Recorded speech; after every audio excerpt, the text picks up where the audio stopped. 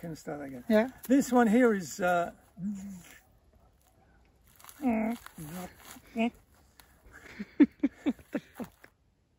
hello, welcome back to Quinta Katinka. I'm Robin. Behind the camera is Katja. Hello. We thought we'd talk today a little bit about how we get our water and how we sort out our irrigation.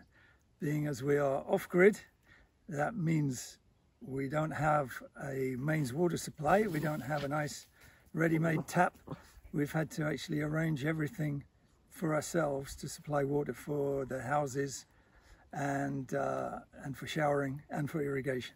You do have a few options depending on where you are, how lucky you are. You might have a river that you can draw some water from, though you would need to check the legality of that because it's not always okay to just take water out of a river. You may be able to sort out a borehole, which is okay, but they tend to be quite expensive to dig. You never really know how far down you're going to have to go. Or, as we have, wells. We have, strictly speaking, one groundwater well and a couple of what we are told are springs. So they're actually fed by an underground aquifer, which we can take water from with our solar pump on one of them, and we have an electric pump on the other, which run from a generator.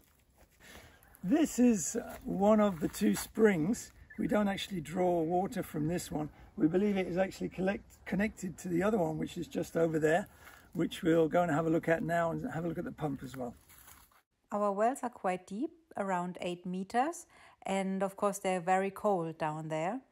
So once we had the great idea to use them as a natural fridge for our drinks in the summer, but stupidly we used a fabric bag to lower them. And one day, of course, this bag dissolved, and when we tried to pull them up, it just broke. And since then, there is 2 tins of beers floating around in the well. I guess we just have to live with it until the professional cleaners come. You need to take it out fairly frequently, because although it's stainless steel, as you see, it does get a bit dirty. It's good to give it a bit of attention if you want it to have a long life, just like yourself. This is our pump that we use mostly for getting water for irrigation. This is a 24 volt solar powered pump. It actually has its own controller built in, so all you need is a suitable panel. You don't need to then go through an external controller and a battery setup, which is what we had before in actual fact, and it was a bit of a nuisance. Also, the one we had before, the old one, was a 12 volt pump, and this is a lot more than twice as powerful, strangely. It gives way more than twice the flow of a 12 volt pump. So if you're going to go for a solar pump, I would definitely recommend that you spend a little bit more and get a 24 volt system, and make sure that the pump you get has a controller inside it, because as I say, then you don't need a battery and a separate controller, which makes the whole thing much easier. You might think all this hose arrangement looks a bit strange, and yes, it does. It would ideally just be all this hose, this diameter hose coming out. But the thing is, we already had this hose in place from the old pump, so I just had to make a bit of an adaptation arrangement to step down to fit this hose, which was already running out to where we want the water to go. That's why this all looks a bit weird. Otherwise, you just have one nice neat bit of hose coming out. So this works directly off the panel. Obviously that means it would just work all the time when the sun's on the panel, which is not what you want. So I have simply wired between the panel and the pump a switch. So whenever the sun's on the panel and we want to irrigate, or we want to fill the water tank, just come along and pop the switch. There you go. Also, you'll note you have the hose and you have the cable but you don't want to be hanging it off them. So also I've got a nice bit of rope, so when I put it in, back in, I'm taking the weight on the bit of rope, not the hose or the cable. And there he is, back in the water.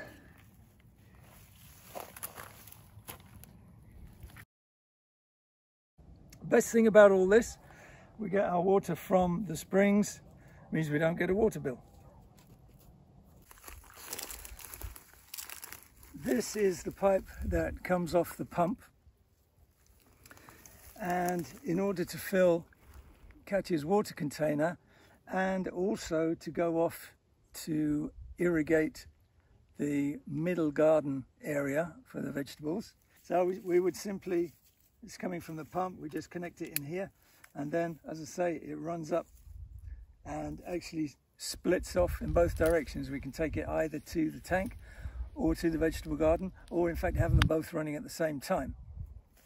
Now another option is, if we open this one, it runs, it allows the water to run through what we call a circuit, which basically just waters some of our young trees which we've got growing, and also waters the compost. We've got a large composting area just over there. Keeping it moist helps to progress things and give us good compost.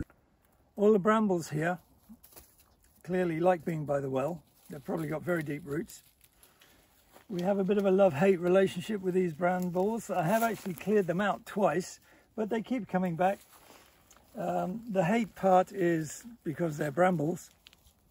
The love part is because they're not what we're used to in Northern Europe. They're much smaller, but they are very tasty and particularly good to put in your muesli. So we love that bit. I have to admit, one of our reasons for not having the well properly cleaned out up till now is simply that just down in the village, 10 minutes walk away, is the really nice pond where we get our drinking water.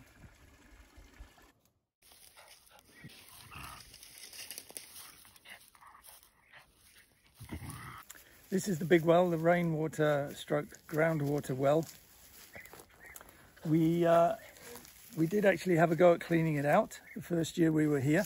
It's a lot wider, so you can actually get down more easily with a big ladder. But it was a very difficult and messy job, and I'm not really sure how much stuff we got out of it in the end.